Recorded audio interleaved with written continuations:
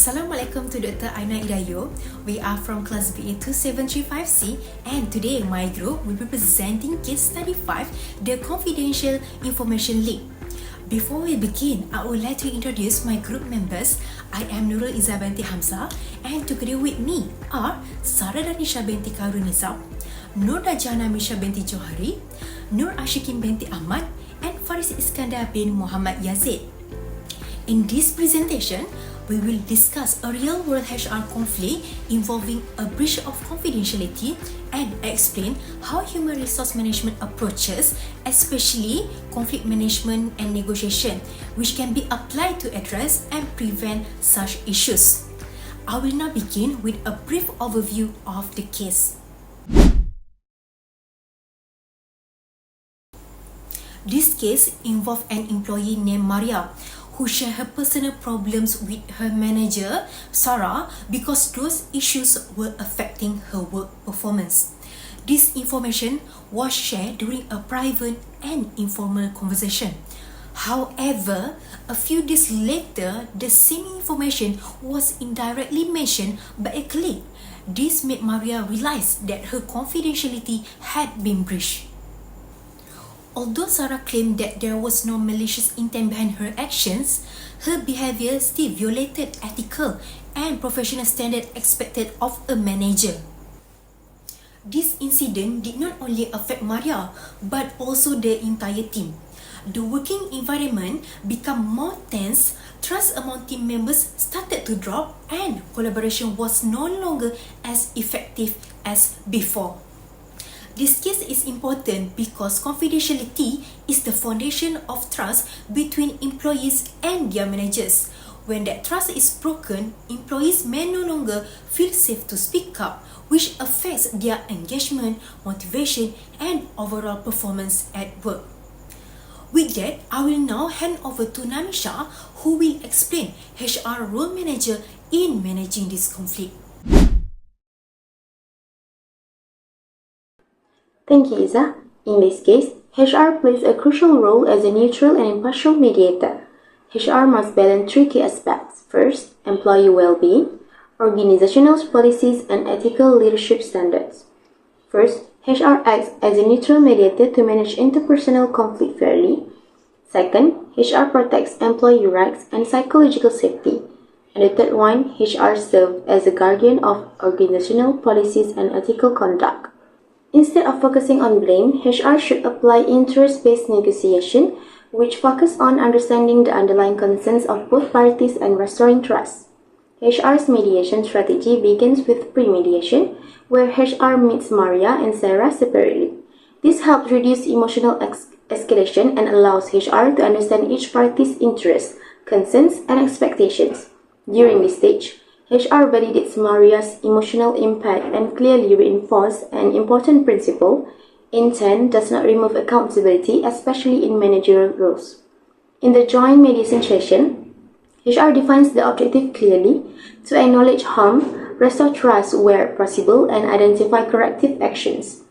Maria is given uninterrupted space to express the impact of the breach, while Sarah is required to acknowledge responsibility without defensiveness. Finally, HR proceeds to the closure stage where agreed actions are summarized and formally documented to ensure transparency and accountability.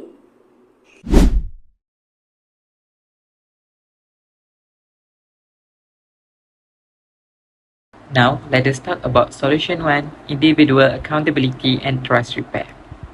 Our first solution focuses on individual accountability and trust repair. The purpose of this solution is to ensure that Maria feels emotionally validated while reinforce ethical leadership standards within the organization.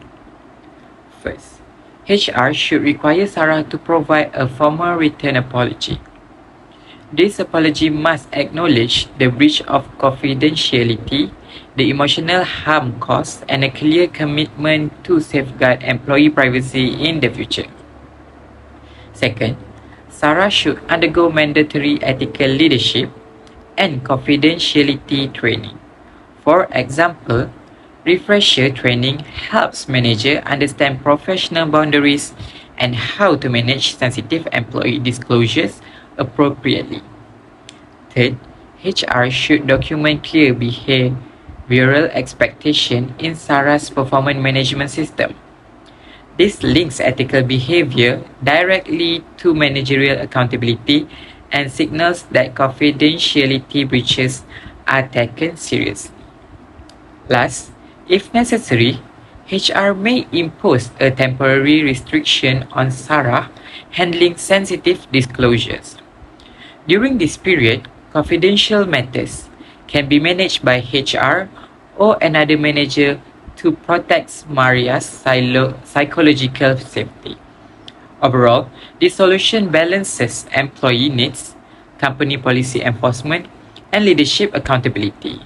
Next, I will pass to the next presenter. Thank you. Our second solution adopts a restorative and preventive approach which focuses on long-term trust rebuilding rather than punishment alone. First, HR should assign a neutral HR contact person for Maria. This ensures she has a safe and confidential channel for future sensitive disclosures. Second, HR should provide coaching or mentoring for Sarah. Through one-to-one sessions, Sarah can improve ethical judgment and develop better boundary management skills. Third, HR applies a restorative approach where guided discussions are facilitated to acknowledge harm, rebuild professional respect, and also restore working relationships instead of relying only on disciplinary action. Lastly, HR conducts structured follow-ups. These regular check-ins allow HR to monitor trust levels, ensure compliance with confidentiality standards, and also maintain a healthy team environment.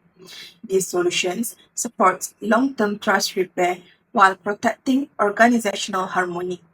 Next, I will pass to the last presenter to conclude with organizational prevention strategies.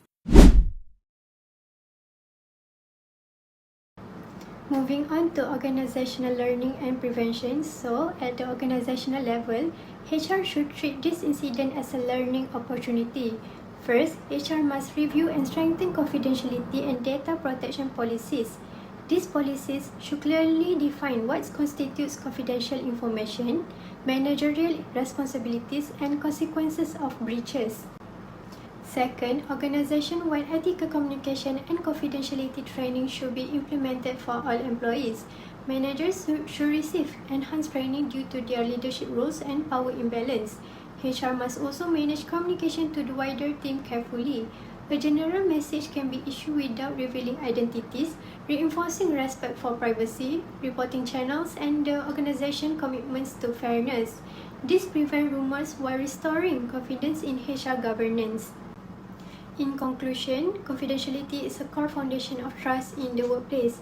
For effective HR conflict management, require balancing empathy, accountability, and prevention. So, through structured mediation, restorative solution, and strong organizational policies, HR can protect employee well-being, maintain ethical standards, and foster a positive and trusting work environment. And that's all from us. Thank you.